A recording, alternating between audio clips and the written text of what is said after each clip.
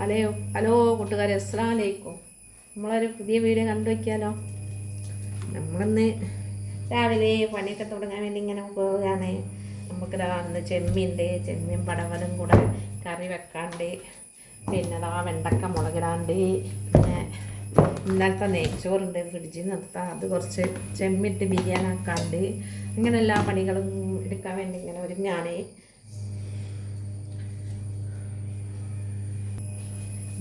ഇതൊക്കെ അരിഞ്ഞ് റെഡിയാക്കി വെക്കാം. നമുക്ക് ഇങ്ങനെ പുന അരിയാണ്.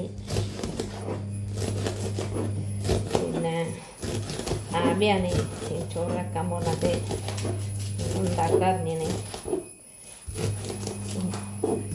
ഉണ്ടാക്കി കൊണ്ട് പോവാണ്.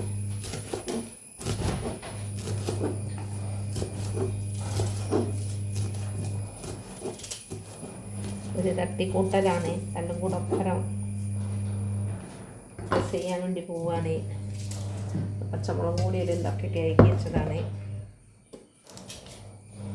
ഉള്ളിൻ്റെ കൂടെ കുറച്ച് പച്ചമുളക് കൂടെ ഒറ്റടിക്ക് എല്ലാം ഒപ്പരമാകും.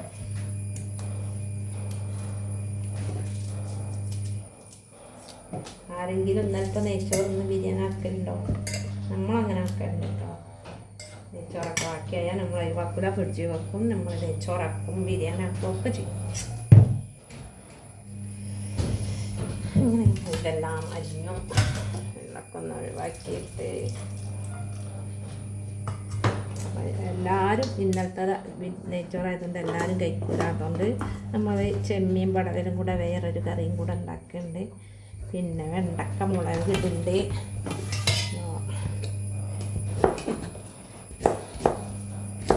വെണ്ടക്ക ഇങ്ങനെ അരിയാൻ ചെറിയ ചെറിയ കഷ്ണങ്ങളാക്കി അരിയാണ്.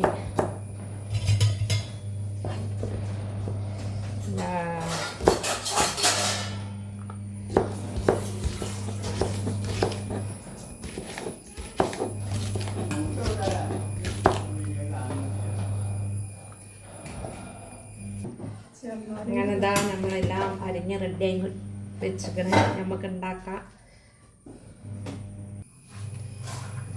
ഓയിലൊക്കെ ഒഴിച്ചെടുക്കാൻ വേണ്ടി പോവാണ്. ഓയിൽ ഒഴിച്ചെടുത്ത്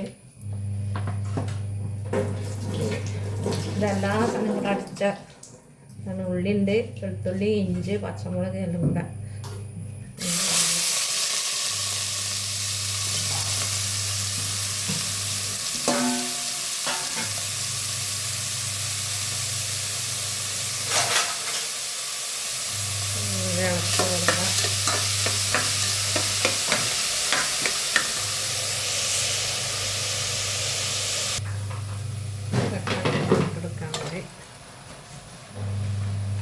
തക്കാളി തോന്നിട്ടതാണ്. പുളി ഉണ്ടാകാൻ തൈരൊന്നും ഇല്ല നമ്മുടെ അടുത്ത്. തോന്നി തക്കാളി ഇട്ടാൽ ഉള്ള സാധനം വെച്ചിട്ടാണ് ഉണ്ടാക്കുന്നത്.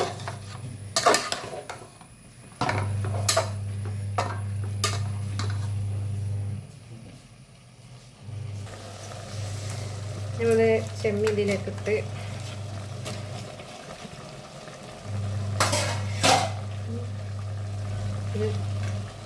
അര സ്പൂൺ മഞ്ഞൾപ്പൊടി, 1 സ്പൂൺ മസാലൻ്റെ പൊടി, പിന്നെ കരിയപ്പ്, ചപ്പ്, പുതിന നോക്കിയെടുക്കാം.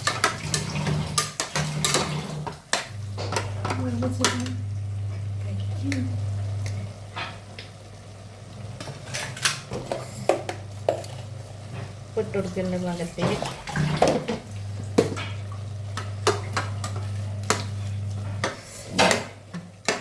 നാരങ്ങ പിഴിഞ്ഞതാണിത് ഒഴിച്ചിട്ട.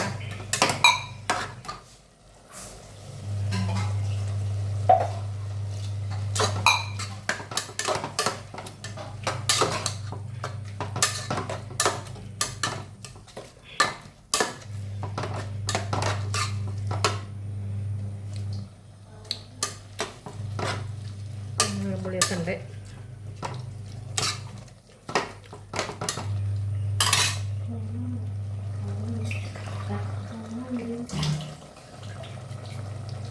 പിന്നെ കുറച്ച് വെള്ളം കൂടി ഒഴിച്ചെടുത്ത്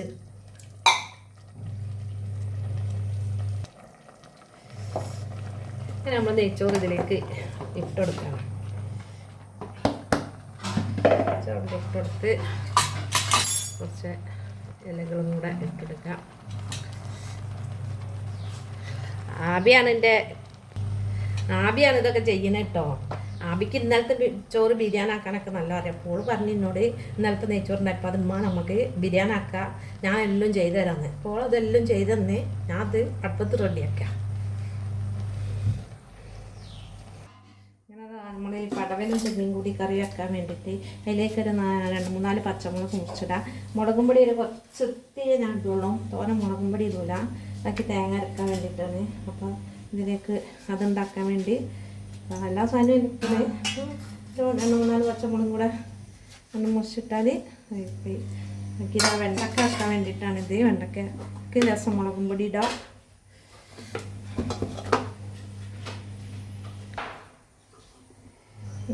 വെണ്ടയ്ക്കയിലൊക്കെ ഒരു ചെറിയ സ്പൂണാണ്, ഒരു 2 സ്പൂണിൻ്റെ അടുത്ത് മുളക് പൊടി ഇട്ടിക്കണേ. ഇതിലേക്കൊരു നുള്ളിട്ട് കൊടുക്കുന്നുണ്ട്. അതുപോലെ തന്നെ മഞ്ഞൾപ്പൊടിയൊക്കെ ഇട്ടിക്കണതിൽ ഈ പാകത്തിന് എന്തെങ്കിലും ഉപ്പും കൂടെ ഇടാം.